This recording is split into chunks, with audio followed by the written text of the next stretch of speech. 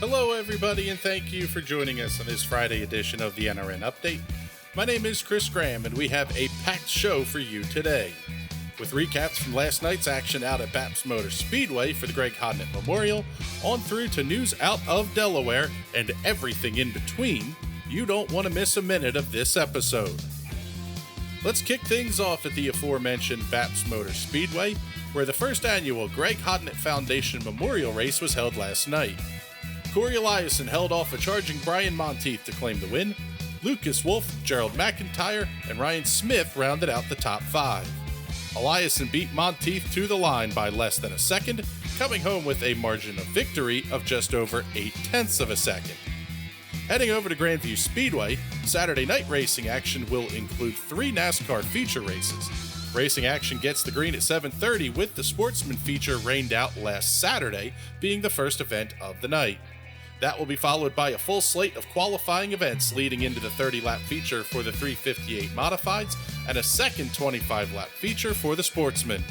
Spectator gates open at 5:30. Adult admission is just $15, while kids under the age of 12 are admitted free. The weekly lowdown and dirty meet and greet, starting at 5 p.m. in the main gate area, will feature modified standout Brett Kressley and sportsman racer Briggs Danner. Coming up next at Grandview is the first Thunder on the Hill Series event, which will feature the USAC AMSOIL National Tour non-wing sprint cars topping off their part of the doubleheader show with the $10,000 to win Jesse Hockett Classic. The second part of the night's racing will feature the 358 modified stock cars in a $3,000 to win feature. Fans are invited to arrive early from 5 to 6 p.m. and be part of the lowdown and dirty meet and greet that will feature sprint car standouts such as Robert Ballou, Isaac Chappell, Tim Buckwalter, and Joe Biasi. Racing on Tuesday night will get the green at 7:30. Since we're talking USAC Eastern Storm, the barnstorming continues on Wednesday with a return to Bridgeport Speedway's 3/8 mile layout. Running with the wingless 410s will be the 600 Micros, making their only 2019 appearance with the wings bolted on. Normally, the 600s run wingless on the inner quarter-mile layout on Friday nights. Pit admission is $40, with adult grandstand seats going for $30. Kids 10 to 15 are $10, and everyone under 10 is free. Tickets can be ordered online at bpspeedway.com, so you can skip the box office lines on race night. Bridgeport is running their final weekly show on the 3/8 mile layout this week, with the big blocks 602 crates, outlaw stocks, and 8 cylinders all in action. Ticket and schedule information is online at bpspeedway.com. Last time out, Billy Pouch and Ryan Watts split the pair of big block modified features, which included a makeup feature. Jim Gallagher Jr. took the win in the 602 crates, Lee Allen got the win in the 8-cylinder class, and the street stocks had the night off. On Thursday, the USAC Tour comes back across the Delaware and into central PA with a stop at BAPS Motor Speedway. In addition to the 410s, fans will see the URC 360 sprint cars, plus the Super Sportsman. The track is dark this Saturday after hosting the Hodnett Memorial event last night and in preparation for the USAC events this week. Regular racing action returns to BAPS on Saturday, June 22nd, after the track hosts a monster truck show on June 15th and 16th. Check out bapsmotorspeedway.com for schedules and ticket info. Friday night is the one-off night during the Eastern Storm, but that doesn't mean there won't be any USAC-sanctioned racing in the area. The Silver Crown Champ cars return to the legendary Grove Speedway for a 100-lap, $8,000 to win feature event. You can bet that a number of the stars and teams from the National Sprint Car Series will be making the trek to Mechanicsburg for this one. It's the first event for the series since the festivities of the month of May, where Tyler Courtney captured the final Hoosier 100 to be held at the Indiana State Fairgrounds.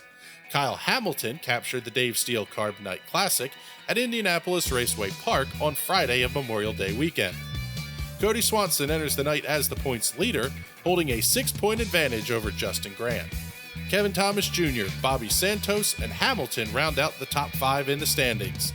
Head over to williamsgrove.com for the evening schedule and ticket information. The weekend will see the Eastern Storm close out with a visit to Port Royal and Bridgeport Speedways. The Port Royal show will feature the 410 wing sprint cars running on the same night as the wingless cars. That show is sure to be a great one for the 410 fans out there. Head over to PortRoyalSpeedway.com for ticket and schedule information. We'll move to modified country now, with Delaware International Speedway announcing a handicapping rules change. Instead of the long-used points average system, the track is moving to a redraw setup beginning this weekend. The top 2 finishers in each heat race will redraw for their starting position in the feature. According to the track's news release, this change was made due to requests from the drivers and the teams.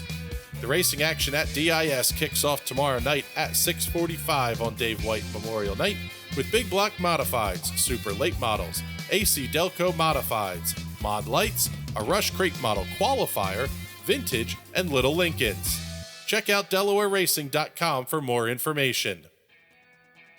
New Egypt Speedway will be hosting its first ever Rat Rod Night this coming Saturday, June 8th. All Rat Rod owners are welcome to put their machines on display in the main parking lot, as well as take part in a Rat Rod parade during intermission around the Speedway on Saturday night. Also, all Rat Rod owners will receive half-price admission to the grandstand this weekend. Billy Pouch Jr.'s point lead in the modifieds has shrunk to just 22 markers over Danny Buck, following this past Saturday night's Salute to Our Veterans 40. Mikey Butler sits third, Brandon Grosso is fourth, and there's a tie for 5th between Ryan Krachin and Ryan Godown. Pit gates at New Egypt open at 4 p.m. on Saturday night, with grandstand turnstiles opening at 5, and the first green flag of the night drops at 7. Adult admission is $20, seniors age 65 and over are $18, teens 12 to 15, and military with valid ID are $10, while as always, kids 11 and under are free. Head over to newegyptspeedway.net for all the details. For the second time in 2019, the Northeast USAC wingless sprint cars will head to Big Diamond Speedway tonight as part of Kids Night. This appearance will be the second of 3 scheduled events at the Speedway for the popular traveling series. The club's last visit produced a strong field of the wingless sprint cars, with Steve Dravicki taking the win.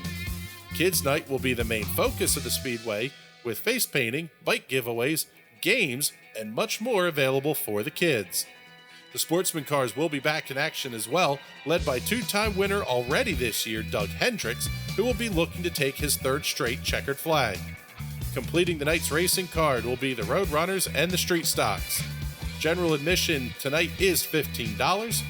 Kids tickets for ages 11 and 12 are $10, with kids 10 and under being admitted free. As always, active military with valid ID also receive free admission. BigDSpeedway.net has the full list of schedules and other information. Turning our attention to the weather, things look like a great weekend for racing. A dry stretch is expected with seasonable temperatures near to slightly above average. Highs will be in the 80-degree range all 3 days, with lows hovering around 60. We'll call it partly to mostly sunny all weekend. After all the early season stuff that starts with an R that we kind of just don't talk about, we'll take a great weekend at the racetrack. That'll wrap things up for this edition of the NRN Update. We thank you for joining us and supporting the sport of auto racing. Make sure that you consider those businesses who showed their support to our tracks, teams, and drivers when choosing who to do business with.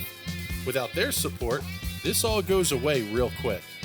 Make sure that you let them know how you found out about their business or product as well. We'll be back on Tuesday with our weekly wrap-up show, and remember, if everything seems under control, you aren't going fast enough. Have a great weekend at the racetrack, everybody.